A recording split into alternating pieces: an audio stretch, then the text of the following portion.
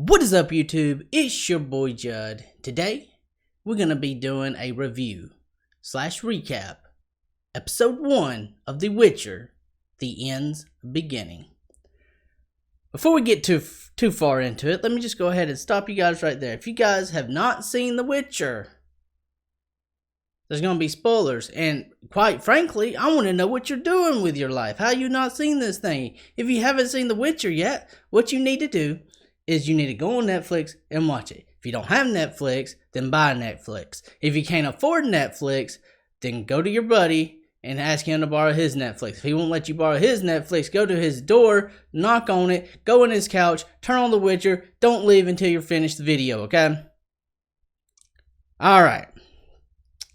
So basically, this is how we're going to start it off, alright? The Witcher starts off, there's a deer. And it's just beside a swamp, you know, it's eating. But then, like, you know, you're just like, oh, well, this is kind of weird. But then, bam! There's a swamp spider. This isn't no little bitty swamp spider. This thing's humongous, man. It's insane. And it's fighting the Witcher, right? Well, the Witcher's over here struggling with him because he got his sword knocked to the bottom of the swamp. Witcher eventually gets his sword, though. And let me tell you, man, like, this is one of the best opening scenes of any TV series, man. Like, he grabs his sword and he goes right through the spider's mouth, right? Right through the top of his mouth, straight out of his skull, man. It is so wicked. But then the scene just gets better, right? The deer, the Witcher looks at the deer. He goes, man, today's not your day, is it? And then it cuts to the credits. But as it's cutting to the credits, you can hear him slicing the deer, killing the deer. It's pretty good. Today isn't your day, is it?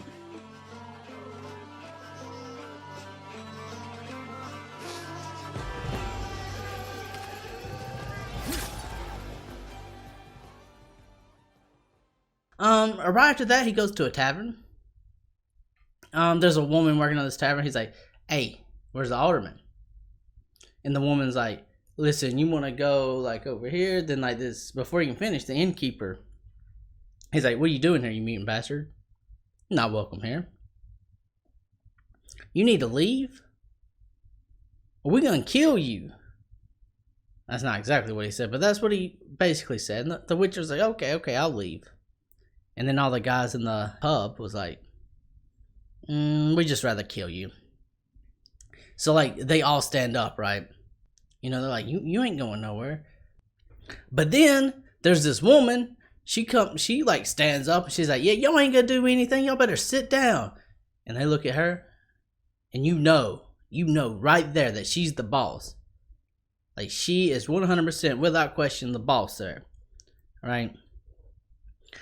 So she's like, hey, Witcher, let's get a drink. So she tells the innkeeper, she's like, hey, get him a beer. He looks at her. She basically goes, what did I say? I said get him a beer. Right? And he looks at her. You can just see it in his face. He's like, yes, ma'am. I'm moving. You know? So she's talking to him. She offers him breakfast. And he's like, nah, I eat some venison. Remember, he killed the deer. You know, she's like starts flirting with him a little bit, right? But before she can, like, get too crazy and, like, trying to seduce the Witcher, this little girl comes in. She's like, hey, that swamp spider, how much? And comes to find out that the swamp spider is what is called a Kimi-mori, right? So the Witcher ends up going with this girl, finds out that they're going to see this wizard named Iron, which this dude, like, buys a lot of, like, creatures and stuff. Like, this girl was talking about, like, killing her dog and selling to him for 15 crowns. She likes killing her own dog, apparently. But the conversation they have is actually kind of informative in a way. First off, this is the first time you get to hear what the Witcher's name is, which is Geralt of Rivia. You also find out that women can't be Witchers. And you also figure out the horse's name, which is Roach. They end up getting to the wizard tower, and man, there's this door. He just looks at the door, right? This man just walks clean through it. Like, it's like the door's not even in existence, man. And what does he see when he gets in there? You guessed it. Boobies. Lots of boobies. All right, lots of naked women walking around. He goes and talks to the wizard, and the wizard's like, yeah, actually, my name's not Iron. It's actually Stregobor. He's like, yeah, and what I've been doing is I got all these women that it's just an illusion to pass time. It makes me feel better. So right there, we know Stregobor is kind of like a pervert, you know. But he's like, hey, I need you to kill a monster, but the monster is human. We end up cutting to a scene where there's this girl. She looks kind of like an orphan or like poverty, like a poor girl. And there's like some other boys there with her, and they're over here playing a game called Knucklebones. Basically, they're like throwing some rocks up. They're trying to catch it. Whoever gets the most catch or something wins. And they're playing over a piece of stolen bread. But while she's doing it, like all these, like she goes and she ends up losing, and then like these knights come up, or I guess they're knights. And yo, them boys that's with her, like they all just left her there. They just bolted. They're like, yeah, someone else stole that bread, not us.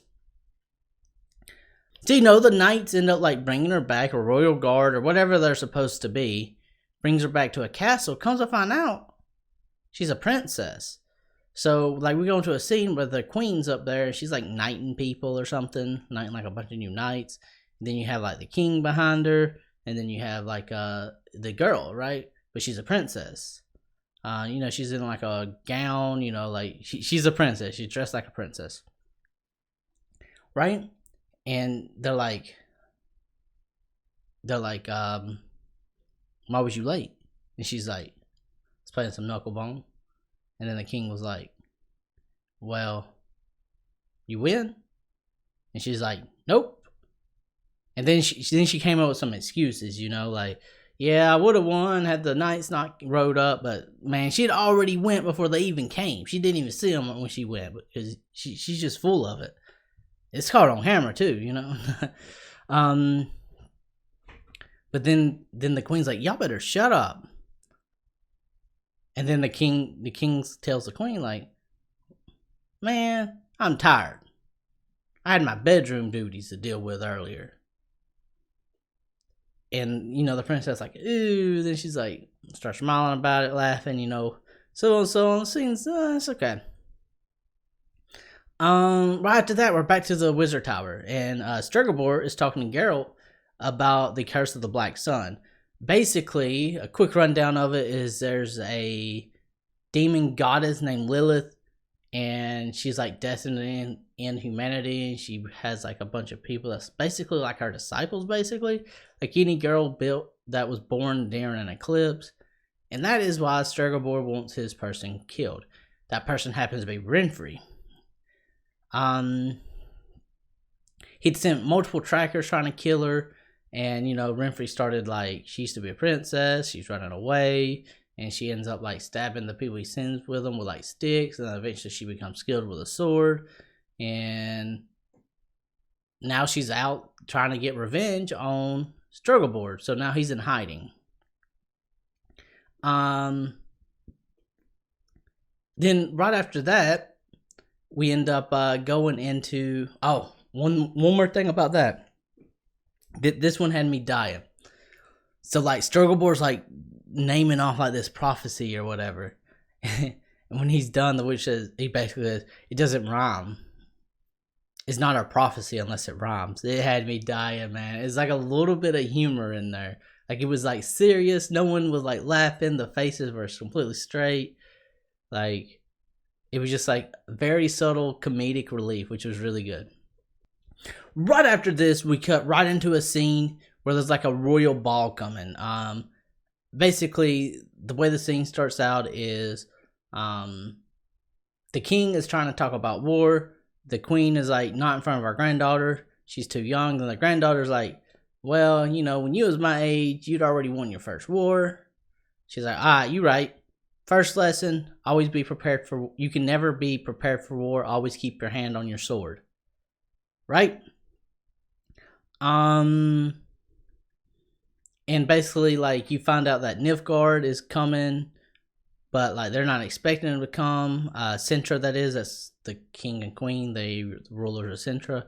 And you find out that they're not expecting anyone to come, but if they are coming, there's some what is it? Skillage. I can't really pronounce it that well. It's another land. Basically, they would be able to send aid with like ships and stuff.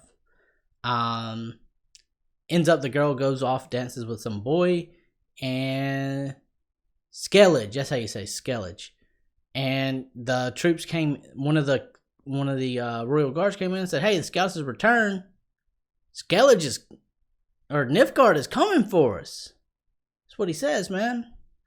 But right after that, we go back and we cut over back to a forest with Geralt, and he's being met by a woman who reveals herself to be Renfri. It's the same woman from the tavern, the same person.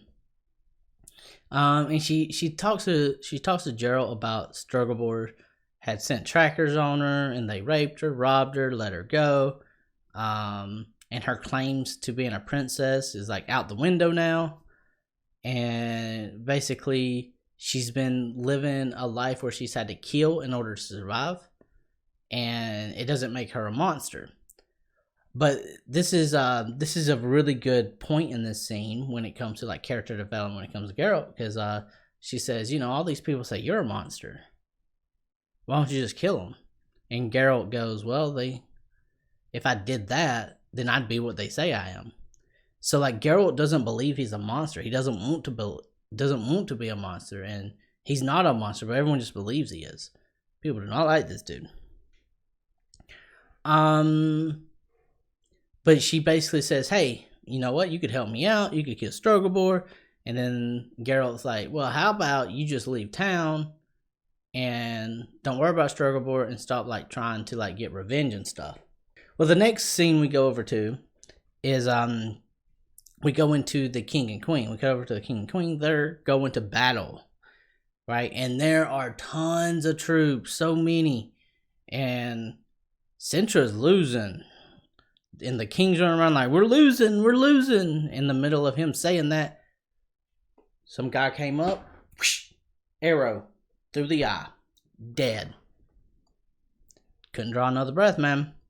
The queen sees it. She goes crazy. She sees the dude that shot him. He's like has like a mask on, like off in the distance on a horse. She's like chasing him. And then from there we cut over to the princess. The princess is basically like, she's like wandering around. She's like, oh, where's everyone at? It's been 2 days. My grandmother's not back yet. There's a mage there. His name is Mousesack. He's a family servant. He's like, hey, princess, I can read you some stories, put you to sleep. He's trying to soothe her, I guess. But she ends up like going away and like just wandering the castle. She hears all these rumors and stuff going around with like, the servants talking. And then like she hears another noise. It turns out her grandmother's back. So she goes to the room where her grandmother is, and her grandmother's fatally wounded. From there she's like, yeah, the king is dead. It sucks. And Cintra's under siege by the Nilfgaard. And then Mousesack, the mage, goes out there and starts doing a magical barrier on the gate. So like they can't get in, right? Like Nilfgaard can't get in. We cut back over to the forest, and Geralt's talking to Roach, his horse.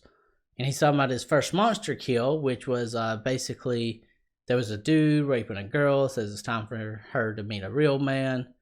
And Geralt ends up killing him before she can do anything to him. But then the girl still thought he was a monster after he saved her from being raped. And while he's like talking to her, Renfri shows up, and she's like, you know what? I decide on option 3. They have like, they make out. They have some sex. They do all this stuff. And from there, we cut back over to the castle in Cintra. From there, we have like the enemy launching some arrows. They end up breaking through. Mousesack runs in like, oh, they're coming through. They're here. And then there's the queen orders Mousesack and this other guy to leave her chamber and calls the princess in and like, listen, Nilfgaard's not going to take no prisoners. Everybody going to be tortured. And then she reveals the princess's name, which ends up being Cirilla, right? After this conversation, the princess Cirilla, she starts screaming, and like the room shakes, like these bottles shake and stuff, and like you can tell like she has magical abilities. And then the queen basically says, you know, like, hey, you need to find Geralt of Rivia. So then like Mousesack ends up like trying to take him away. Or actually she talks to the princess, or talks to the queen first, about how the magical ability is there, right? Like, did you see that? That's magic. And they're like, yeah, that's why Nilfgaard came, right? So like the queen ends up sending, you know, Mousesack and this dude to like escort the princess out, and then this other guy goes around giving everybody potions, suicide potions. And then the queen pulls a Game of Thrones, right? Like, she ain't taking no potion, right? She's pulling a straight up Tommen, right? She went to the window and she just jumped. She's gone, man, dead. We got Mousesack and the other dude and the princess leaving the castle. They're getting her out. On the way out, like, Mousesack's like, I gotta stay behind to give you guys some more time. And like, all right. So it's just the knight and Cirilla. They're running around. They get on the horse. They're leaving. But then there's an arrow comes and kills that dude. And then the princess is just helpless. And the guy that killed the knight comes up and grabs her. After that, we cut into the forest, right? We got the forest going. Geralt's having a dream about Renfri is telling him that his destiny is the girl in the woods, and that he can't outrun it, and that doesn't matter what he'll do, that his reward will be a stoning. But then Geralt wakes up and she's not there, so he heads to the market, right? And at the market, you remember all the men from like the inn? All them guys are there, and they're like, hey, Renfri's going to find that girl. Her name was Marilki, like milk. Just know that it's like milk. When they go find her, and she is still seeking vengeance against the mage, the wizard, Struggleborn, and that the men are to pass on a message that he must use the lesser evil. Well, Geralt ends up battling the men, but I mean, Geralt's very outnumbered, but he's not outmatched by far. Like, he just wrecks them all. Like, it's light work for him, right? After he does that, like, Marilk, like milk, screams, right? And like, then like Renfri's over there with like a sword to her neck, right? Like, just a sword held up to her throat, and she threatens to kill her. You know, they don't do whatever. And Geralt like, listen, I'll give you one more chance to run. But Renfri's like, nah, she's battling that one through. So they have a nice little battle. Like, I'm not gonna lie, like, Geralt's pretty awesome, but Renfri wasn't bad. Like, she held her on there for a while. She got a couple stabs in her. She cut him up pretty good.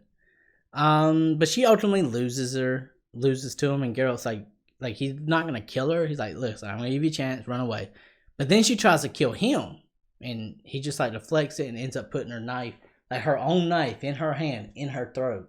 It's just like, and she's dead.